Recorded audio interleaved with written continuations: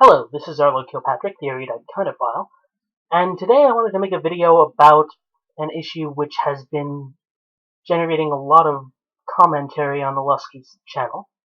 That would be the idea that bestiality has been linked to cancer. Now, I won't lie, I've gotten into the paper itself, and a statistical link was shown to exist in the small sample population that they had, but I don't think that this is enough to preclude sexual activity with animals, and I think that there are various methods by which we could prevent this, even if this is true, which I don't think that it is necessarily. So, starting with the paper, penile cancer is rare in the developed world, but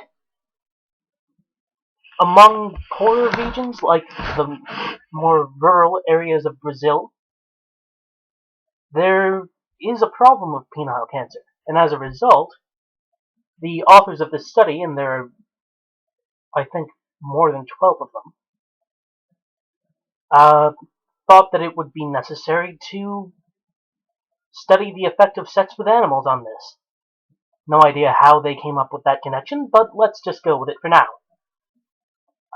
Basically, what they did was they went to a whole bunch of oncology and urology centers, and they gave out questionnaires both to men with penile cancer and men who had other health complaints, which functioned as the control group in this study.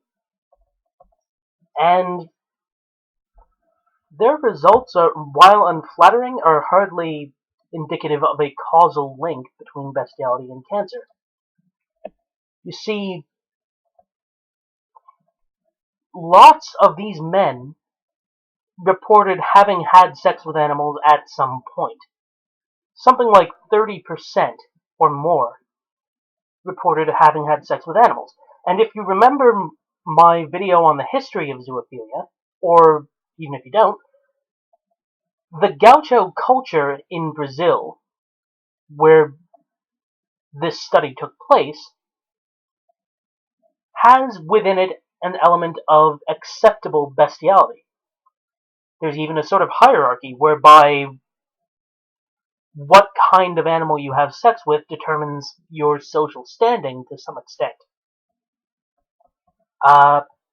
As a result, there is a lot of sex with animals in this rural population. Now, when it comes to the actual sample of these men, what we end up with is a tenuous link at best. You see, most of these men were 59 or older. The mean age was like 58. These were men between the ages of 18 and 90. And essentially, their age had nothing to do with whether they got penile cancer. But the interesting thing is that their sexual experiences with animals tended to be limited to adolescence. On average, they started around the age of 13 and stopped around the age of 17. And then only decades later did this penile cancer show up in more of the men, proportionally, who had sex with animals than those who did not.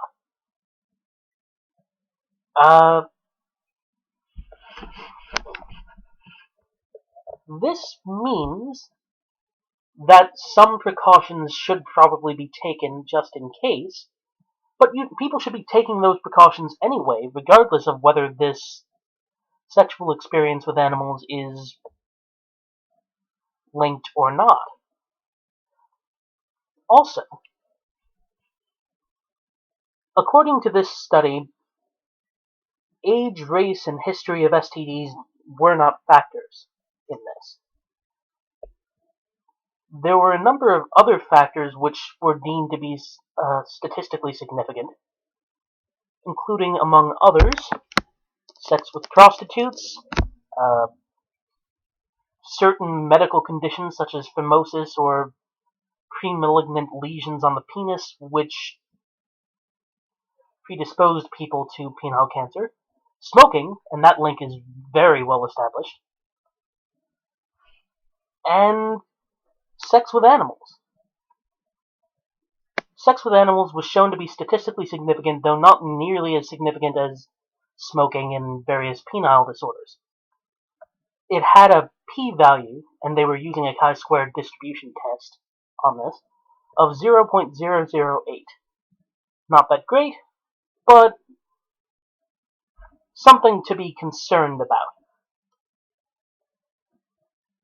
As it turns out, when they did their multivariate analysis of this same data, they found that this statistical significance remained, although once again, the smoking and the penile premalignant lesions and all that other stuff were more significant in terms of the development of penile cancer anyway.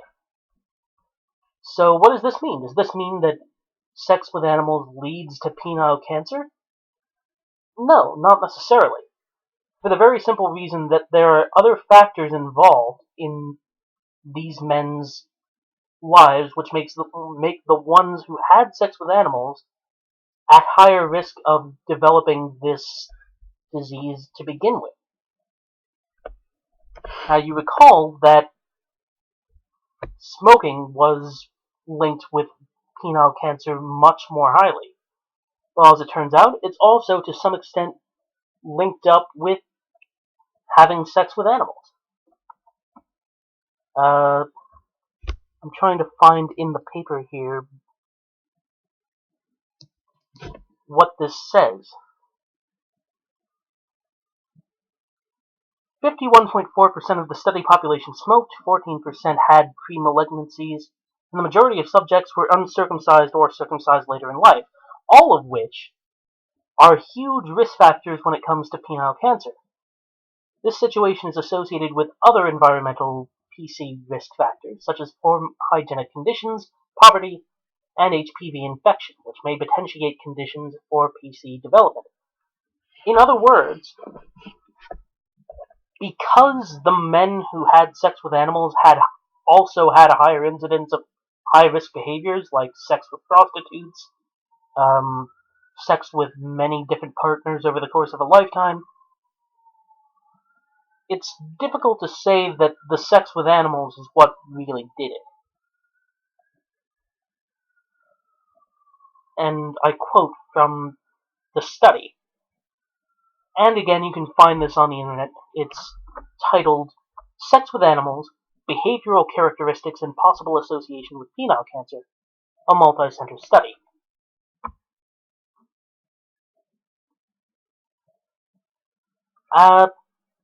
Here is what the authors have to say about this. The link between sex with animals and penile cancer and its association with STDs may reflect the sex with animals practitioners' lifestyle. The subjects that reported sex with animals had more sex with prostitutes, more sexual partners, and more STDs than subjects who did not report sex with animals. Moreover, 29.8% of them practiced sex with animals with a group of men, and 64.9% had sex with multiple animals. All of these confounding factors together say that the link that was shown here is pretty weak, and additional study is needed to conclude that somehow there's a causal link here. However, the authors of the study then go on in their discussion section to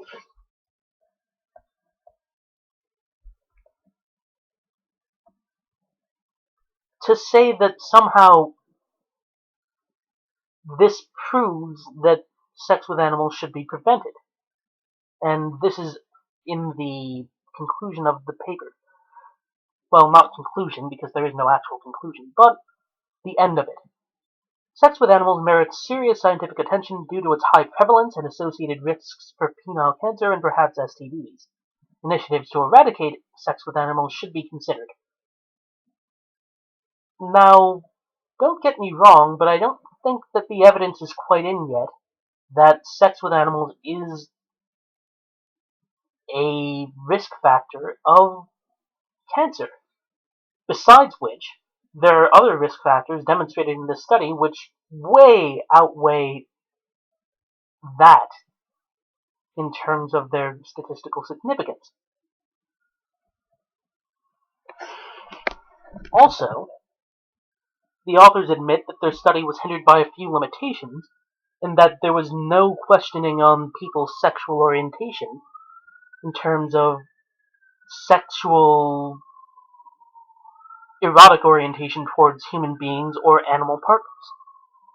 They assumed that the subjects only penetrated the animal vaginally or anally and didn't consider other possibilities. Which makes sense given their sample population, but still, really? The authors conclude that there is a possibility that various infectious agents or the fluids generated by animals may somehow be antigenic or carcinogenic to human beings.